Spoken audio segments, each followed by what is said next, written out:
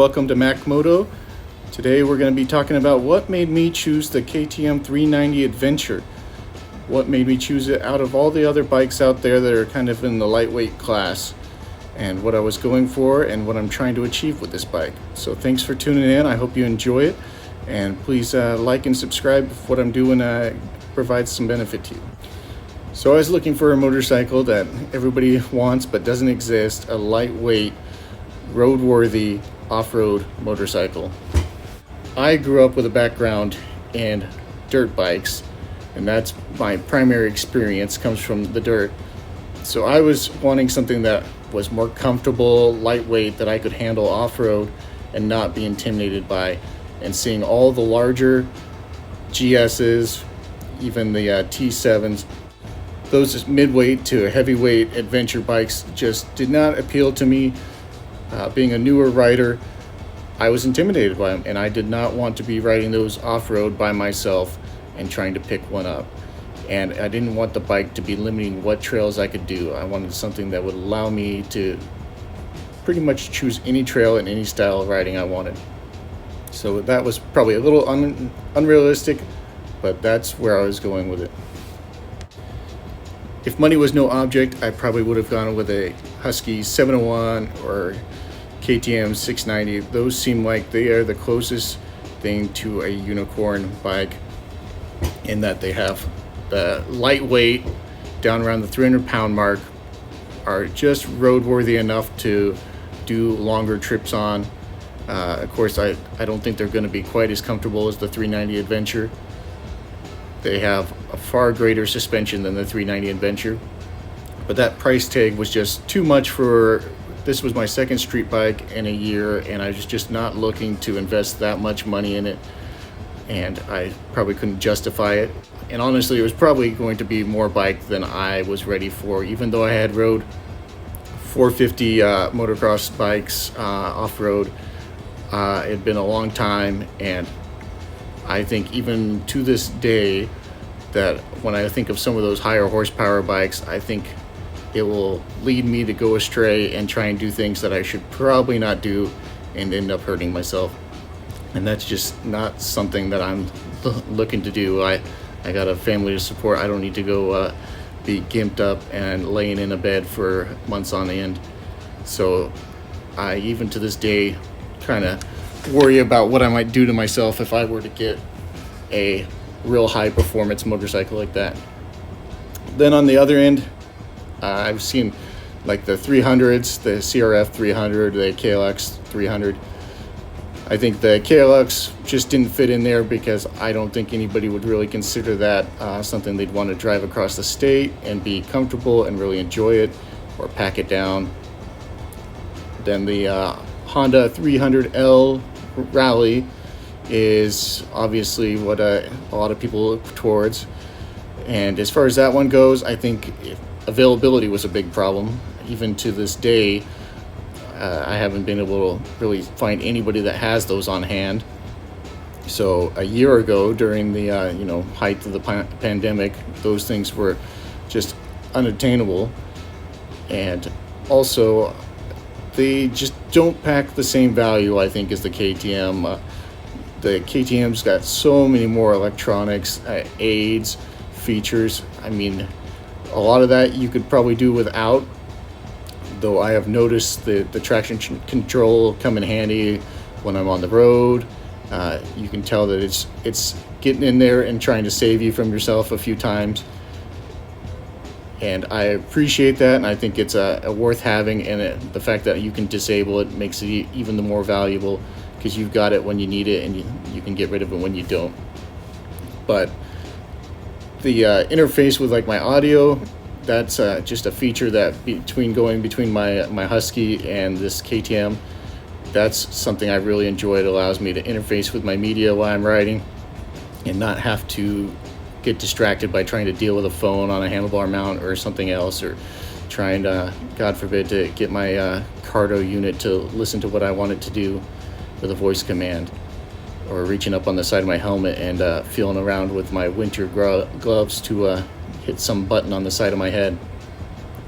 So the 390 just seemed like it offered so many more features that still to this day I think people do not realize, for a bike that's around the $7,000 mark, how many electronics are on that bike and premium features, short of a cruise control. And even I was looking at the 1090R Adventure from KTM, a used one, and I was surprised to learn that when they made that model, they cut out some of the features that are even available on the 390 Adventure, the lean sensitive ABS, I believe it was, or traction control. Now I'll probably get in trouble with people, but there was a few bikes that I didn't even consider. I didn't think they were competitive really with the 390 Adventure. Bikes like the Himalayan, the KLR, and the Honda 500. The Himalayan just did not appeal to me. I didn't find the riding position that looked very appealing. Just the style of the bike. I wasn't looking for that kind of tractor goat bike that it is, but more of the dirt bike experience. So I never really considered it for a minute at all. The KLR was a little more interesting because obviously it's very much a dirt bike, but just seeing it in person, its size, and then knowing that, you know, horsepower wise it's right there with the KTM 390.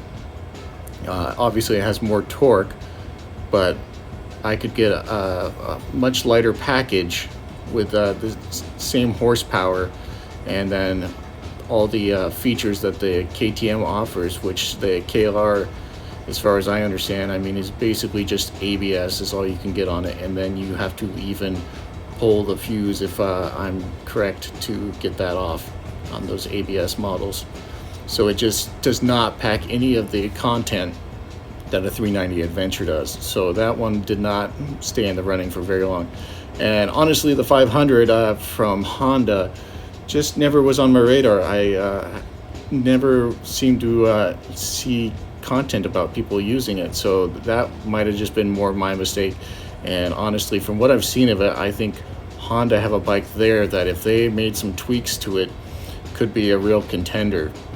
So there's kind of a sleeping giant there in the unicorn category, that if Honda put a little effort and money into it, I think they could make a model that would really appeal to people. And then obviously Honda always has a pretty big following for anything they do, so if they would make a bike like that, I think they'd have themselves a real winner, but they don't seem to be too interested in appealing to that. Then we come to the dinosaurs. These are bikes that are not bad by any means, but just, again, they just did not seem like they were in the same categories as 390 Adventure, especially when you're talking about price. I mean, a DRZ 400 or DR 650 and then the XL 650, I think those kind of round out the dinosaurs in this category, and they all come in at a higher price than the KTM did when I bought it. They pack none of the technology or features. They are all carbureted, which is not necessarily a bad thing, but again, for the price, you're paying more money to get less and less content, and the roadworthiness of them. I think the 390 Adventure obviously has the DRZ 400 beat on the road. I have never really heard anyone say that they enjoy riding that thing on the highway for long periods of time. The 650s sound like they can be made to be good on the highway, but again, you're going to have to add a lot of modifications to get it there, whereas the 390 is a street bike right off the showroom floor, and a really good street bike, I think, for what it is. All these dinosaurs have the same problem, that pretty much they have mandatory mods that have to be done as soon as you buy them. So not only is it more expensive out the door than the 390 Adventure, but then you have to do mods just to make a lot of them livable, whereas the 390 Adventure can go off-road or on the road right away, and what you're adding to it is stuff that you're going to add to any other bike. Probably the closest competitor for the 390 Adventure off the shelf would probably be the Versys 300. with a same kind of street derived engine. It has the wired wheels and some decent suspension. Obviously the price is good on it, but I just kept hearing that 300 engine from the old Ninja was just not tuned well for being an off-road rider. A capable street bike, you can take it off-road a little bit, but it didn't have any of the torque. It sounded like it was a little bit out of its element when it got off-road with that engine. And then again, content and features, it's just missing a lot of the stuff that the KTM offers, you know, adjustable suspension and the electronics. Now there was one bike that doesn't really fit into this category that I was looking for, but was really appealing to me. It came out about that time, was the Norden 901. Maybe I'm just a sucker for the Husqvarna looks, but that 901, I was just enamored with how it looked. It seemed like it was, you know, in the midweight category, so not as big as some of the other adventure bikes out there, and really appealing. But again, it came back to the price. I just could not see spending that much money at that point, and especially the weight. Again, it was going to be a big, heavy bike, so weight and price kind of canceled that one, even though I still eyeball it now.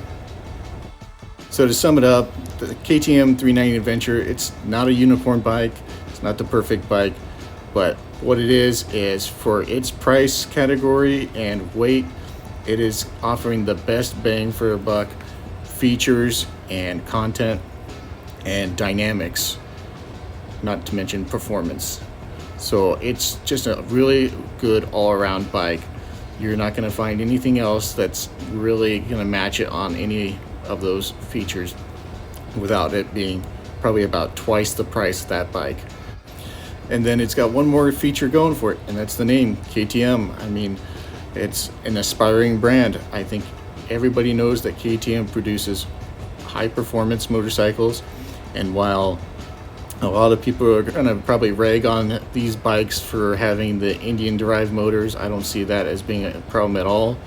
I don't think that, if anything, they're probably producing more of these engines than anyone else, and they're making sure that they last and use in a hard environment over there. And along with that KTM name comes the quality. I mean, I look at this bike and my Husky, and I see a really nice build quality. I know some people like to say that they see cheap parts on it. I don't see it. I haven't had any bad experience with the parts on these bikes. And again, the fit and finish, the looks of the components, I don't think anyone else is making a bike like this, and KTM is offering a lot of quality and performance to entry-level people at an entry-level price, and it is a great thing for the market. I don't see any of the other brands that are providing this kind of service to the customer, so I really appreciate that from KTM. Well, I hope you've enjoyed this little dialogue of mine going over what made me choose this KTM 390 Adventure over the other bikes in the market. And I just want to reiterate that I'm not trying to talk trash about any of these bikes. Anything I said was coming from a place of love. A lot of them I would consider owning and I'd like to go ride on, but this one just won out for all those features I talked about. So thanks again for watching. Hope you like and subscribe, and I'll try and keep pumping out more of this stuff. Thanks. You have a good day.